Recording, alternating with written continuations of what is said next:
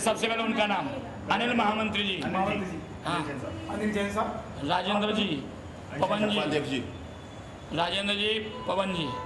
ठीक है। जैन समाज के विस्तार के लिए, जैन समाज की सद्भावनाओं को बढ़ाने के लिए, जैन समाज में धर्म भावना बढ़ाने के लिए ही उन्होंने यह चातुर्मास कराया है।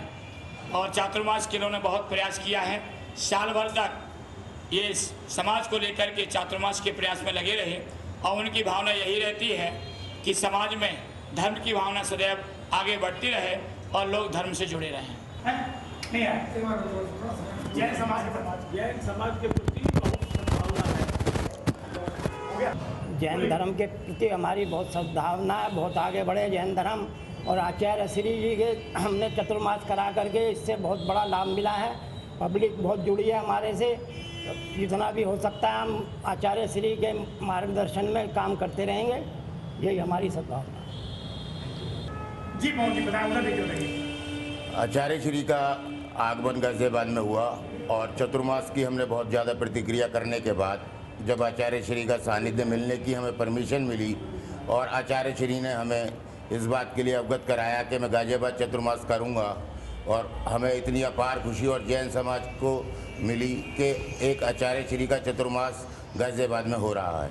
और आचार्य श्री का चतुर्मास होने के पीछे एक उद्देश्य ये भी है कि आचार्य श्री के आचार्य श्री यानी कि डबल उनका 50वां दीक्षा दिवस भी इसी शहर गाजियाबाद में समाधि सम्राट महाराज जी का, आचार्य सुमति सागर महाराज जी का दीक्षा दिवस इसी शहर गाजियाबाद में, दीक्षा 50 साल पहले हुई थी, तो 50वां महोत्सव भी हम गाजियाबाद में आचार्य श्री के सानिध्य में गाजियाबाद में बना रहे हैं। और इसी के साथ साथ आचार्य श्री का गुरु पूर्णिमा का कार्यक्रम, उसके बाद मंगल कलश स्थापना का कार्यक्रम, भक्तांबर महाकुंभ एक अपने आप में एक अनूठी चीज़ है, जैन समाज की धरोहर है कि जो जैन समाज को हर चीज़ में और समाज की विकृति को निपटाने के लिए जो भक्तांबर के 48 स्रोत हैं उन स्रोतों का महाकुंभ बना के आचार्य श्री के सानिध्य में लगभग 100-125 आदमियों ने जो विधान के आयोजन में बैठे और बैठने के बाद उसको विस्तार रूप से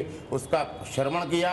और उसके बावजूद जब आचार्य श्री ने ये बताया कि इस भक्तांबर महाकुंभ की महिमा कितनी अपार है कि जिस भक्तांबर की 48 कड़ियों से 48 ताले मुनिवर के जब खुल गए, तो उसी भक्तांबर का विधान आचार्य श्री के सानिध्य में यहाँ घंटाघर जैन मंदिर में करा गया।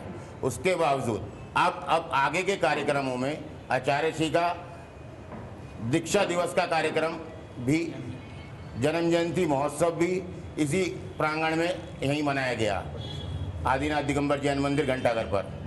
और आगे आने वाले कार्यक्रम आचार्य श्री के 10 लक्षण महापर्व, जो हमारे जैन समाज की सबसे बड़ी धरोहर मानी जाती है कि जैन समाज ये सोचता है कि पूरे साल में जो 10 दिन होते हैं और 1 महीना भादों का, जो हमारा रक्षाबंधन से अगले रोज़ भादों शुरू हो जाता है, भादों का 1 महीना और उसके अंदर 10 दिन के 10 लक्षण महापर्व, उस 10 लक्षण महापर्व पर हम जो एक विधान के आयोजन 10 के 10 दिन विधान लगातार आचार्य श्री के सानिध्य में यहाँ होगा।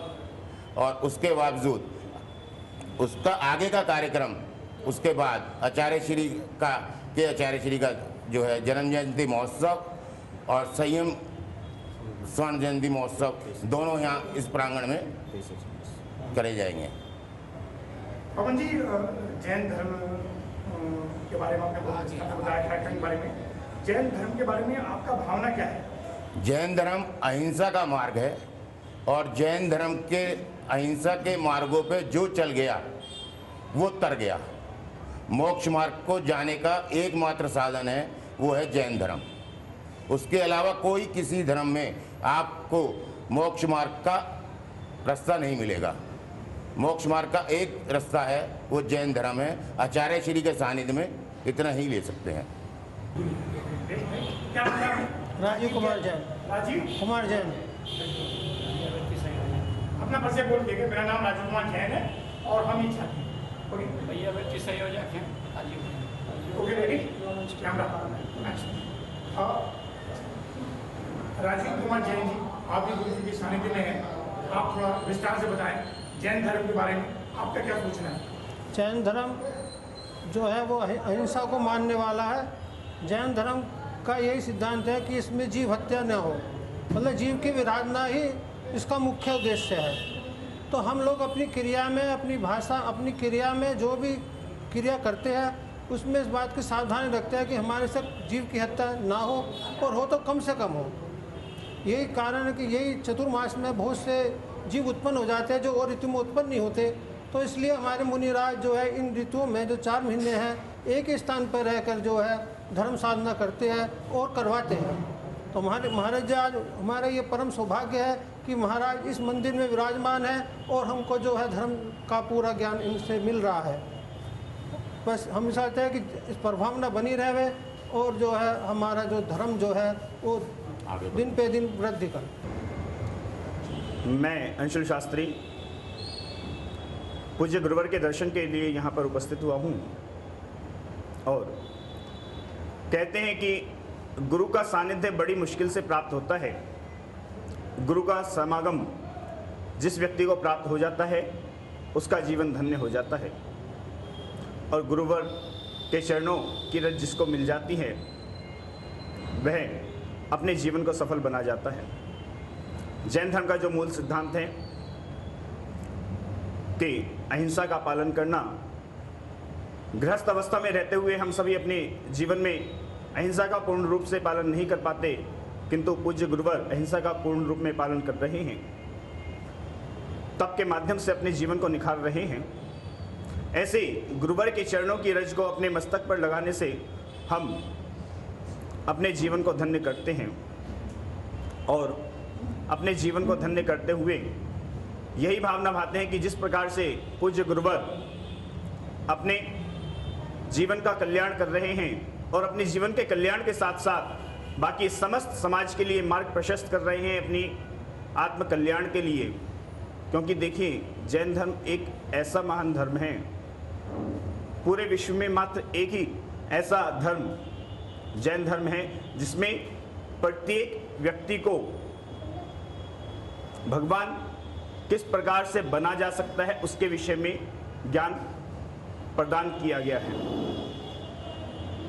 हम अगर ये कहें कि भैया हम भगवान नहीं बन सकते तो ये सर्वथा झूठ होगा। प्रत्येक जीव के अंदर भगवान बनने की क्षमता विद्यमान है, और वह अपनी तप के माध्यम से, अपनी चर्या के माध्यम से अपने आप को भगवान बना सकता है। ऐसी महान शक्ति, महान क्षमता जैन धर्म ही हमें देता है। पूज्य गुरुवर उसी राह पर आगे बढ़ रहे हैं, और उनके चरित्र को देखते हुए, उनके आचरण को देखते हुए, उनकी तपश्चर्या को देखते हुए हम मात्र यही भावना भाते हैं कि हे गुरुवर, जिस प्रकार से आप अपने चर्या का पालन कर रहे हैं, जिस प्रकार से आप तप कर रहे हैं, वैसी ही शक्ति हमें भी प्रदान करें आप, ताकि हम भी तप के माध्यम से अपने जीवन को निखारें और अपनी आत्मा का कल्याण करते हुए एक दिन अवश्य ही जिस अवस्था को हमारे तीर्थंकरों ने प्राप्त किया है, सिद्ध परमेष्ठी की अवस्था, उस अवस्था को हम भी प्राप्त करें। ऐसी मंगल भावना हम अपने हृदय में संजोते हुए पूज्य गुरुवर के दर्शनार्थ यहाँ पर उपस्थित हुए हैं। जैन धर्म के बारे में हमारी ये भावना है कि हम अहिंसा के मार्ग पर चलें, और गुरु जी के चरणों में यही भावना बातें हैं कि जिस मार्ग पे हमारे गुरु जी चल रहे हैं, हम उस मार्ग पे कुछ उनके उससे हम भी थोड़ा सा इस पर चल सकें, और इस तब ग्रस्त अवस्था में रह के हम इसका कुछ पालन कर सकें। जैन धर्म के विषय में हम यही भावना भाते हैं कि जिस प्रकार से हम गुरु जी के चरणों में आके बैठे हैं, गुरु जी की जो तप क्रिया है इससे हम कुछ सीखें, और अपने ग्रस्त अवस्था में रहते हुए हम कुछ इसका पालन कर सकें। जो चर्या हमारे गुरुवर की है उसका हम थोड़ा सा भी कुछ भी अंश अपने अंदर ले सकते हैं, तो हम अपने को बहुत धन्य मानेंगे कि हम गुरु के चरणों में रह के कुछ सीख सके हैं। सर्वप्रथम तो मैं यह कहना चाहूँगा कि हम सब गाजियाबाद निवासियों का परम सौभाग्य है कि आचार्य श्री सुमत सागर जी महाराज की यहाँ दीक्षा स्थली है, और उसके 50 वर्ष के उपरांत हम सबको वो दीक्षा दिवस मनाने का परम सौभाग्य आचार्य विवेक सागर जी के सानिध्य में मिला। ये हम सबका परम सौभाग्य है।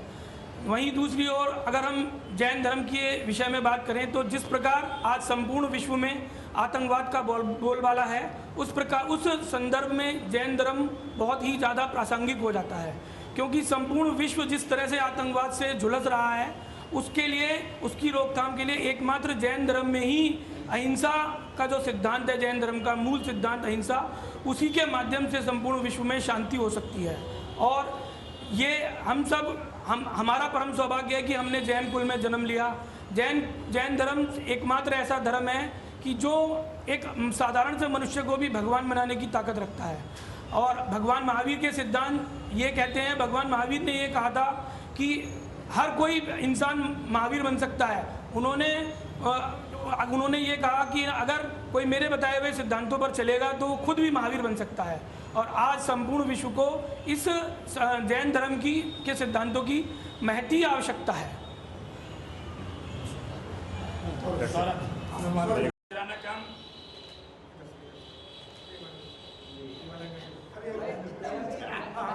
मैं क्यों नहीं हूँ भाई?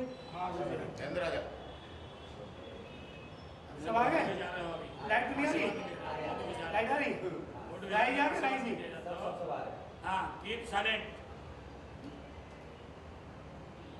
मुस्कुराना कम, हंसना ज़्यादा।